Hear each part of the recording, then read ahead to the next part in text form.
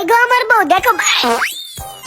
আরে বাপরে, বাবারে বাবা, পালাই আমি। দাঁড়া তুই, দাঁড়া, পালাবি না। তোরে ধরতে পারলে না, আজকের মতো বেঁচে গেলি তুই। কত বড় আসামি, কাজটা করলো কি দেখলি তুই? এটা কোনো কাজ? আচ্ছা চলো আমরা গিয়ে মজা করে রান্না করি। হ্যাঁ, মজার রান্না হবে।